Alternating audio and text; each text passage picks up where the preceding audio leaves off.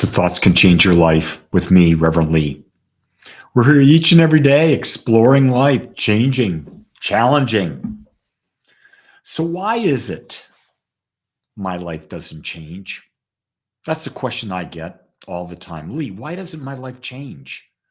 Well, it's pretty simple. Our mental atmosphere attracts and repels to us. And if our mental atmosphere stays the same, we repeat our experience over and over and over again. If we change our mental atmosphere, guess what? We change our experience. But that's the work. It takes a lot of work to change our mental atmosphere. And the older you are and the more you've reinforced your old mental atmosphere, the more work it takes to change it. If you just simply take the idea of abundance, your mental atmosphere, what you believe about abundance, is what's demonstrating in your life. It's not good luck. It's not bad luck. It's none of that. It's your mental atmosphere. Now, here's what I'll say to you, though. A lot of your mental atmosphere depends on where you were born and who you were born to, because they're the ones who fed you a lot of the stuff that you have blindly believed. And so I know that my mental atmosphere on abundance was one coming from a very poor family who never had enough, who was constantly save, save, save, save, save, save, save. Money doesn't grow on trees. Save, save, save, save. Now, I've transcended that a bit so that I also understood invest. And that's a big thing. If you're truly abundant, you're wealthy beyond wealth, you understand invest, invest, invest. And that's a mental atmosphere. But what have we been conditioned into in this respect? Consume, consume, consume. We've been conditioned into the material aspect that materialism will benefit us, that's what's going to make us happy. And so we get our checks, we get our money, and the first thing we do is we go and spend it. That's clearly obvious with the people who have won the lottery. Within 5 years, most of them are back to where they were before. They're broke. Why? Their mental atmosphere hadn't changed. Until you change your mental atmosphere, nothing can change. Think about relationships. Why is it that people get into the same type of abusive relationship time in and time out?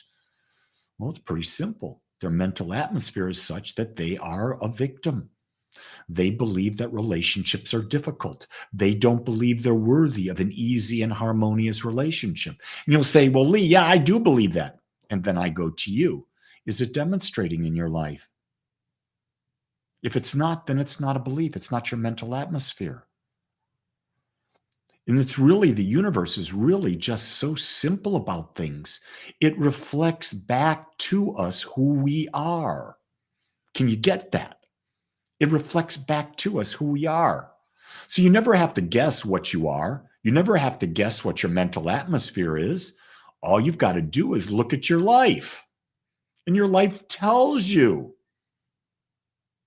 So I see you're all out there, but no one's checking in today. What's this about? Are you guys shy? Let me know you're out there. Check in. Give me a comment. What mental atmosphere do you want to change? That's really a good question for you. What's the number one thing? Look who's just checked in. It's my buddy Jordan. Glad you reconnected, buddy. We're always here for you.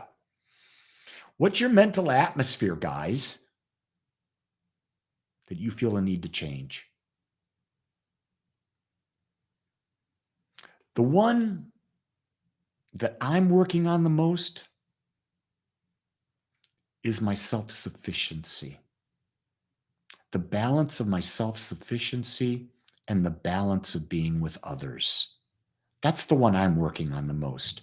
I am pretty much self-sufficient. And I like being self-sufficient. But I also have people in my life that want to be of service with me. And I have to learn to balance that, to have a harmonious relationship. My wife is all about acts of service. And so I gently and lovingly allow my wife to do things for me. Not that I can't do them, because I can. It's that I realize that that helps my relationship. Helps my relationship a lot, because you want to allow people in your life to give their gifts. And if you're important in their life, you want to allow them to give you their gifts. And so, but that takes awareness. And we come back to, what do we talk about every day? How to better self-love through conscious living. And conscious living is all about being aware. And being aware means don't give your power away, folks. Don't give it away. Don't give it away to your partner. Don't give it away to your parents. Don't give it away to your children. Don't give it away to the church. Don't give it away to the politicians. Don't give it away to business. Don't give your power away to your friends.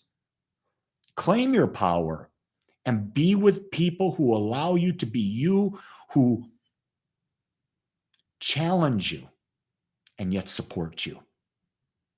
That's a great friendship. People who challenge you and support you. I don't want people in my life that are pushovers. I want people in my life who are asking me tough questions, who are making me go beyond my comfort zone. You see, we talked about, why doesn't my life change? Here's why.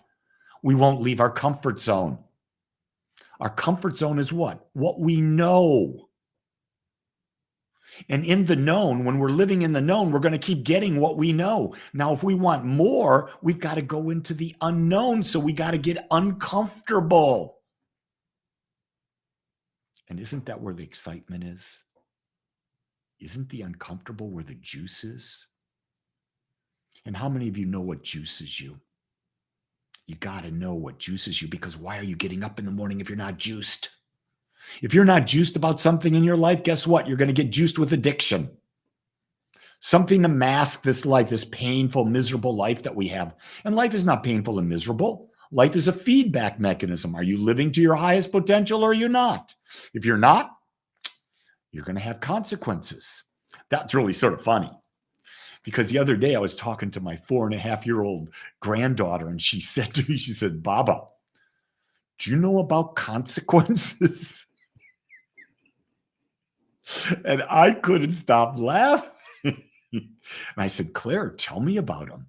She says, "Well, if I'm bad, I get a consequence." And I said, "What kind of consequence do you get?" She says, "I get a timeout. And Baba, it's 11 minutes. And I'm saying, my son Matthew's teaching this girl about consequences. But isn't that what the universe is reflecting back to us all the time? Consequences. It's reflecting back to us our thought patterns. It's reflecting back to us what our actions are generating in a response from others. It's reflecting back what our beliefs are. Of course it is. There are consequences. There's not punishment. Did you really get that? There is no such thing as punishment. There's no God punishing you. There are natural consequences for whatever you do. And those consequences are not specific to you.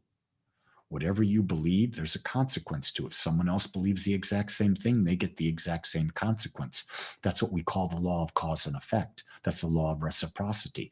That law works the same for you, and it works the same for me. It works the same for people in the Mideast, in Africa, in Asia, in China, in Russia, in Australia, New Zealand. The law of cause and effect works exactly the same for us. And the law of cause and effect is always mirroring back to us the cause we put into it. And the cause we put into it is our beliefs. And our beliefs are our mental atmosphere. See how we went the full circle here? So if you're saying my life hasn't changed, it's very simple, because you haven't changed. That's why I wear this bracelet. I had it now for 2 weeks. We passed them out last week at Agape. Bracelet says, until you change, nothing changes. If you'd like one of these, send me an email, rev.leewolak@gmail.com, and send me your address, and I'll mail you one or two, whatever you want. It's my gift to you to remind you that the power exists within you. Today is the best day you're ever going to have, because it's the only day you've got right now. So don't screw it up. Make it your special day. And know that you're loved. Until next time, aloha.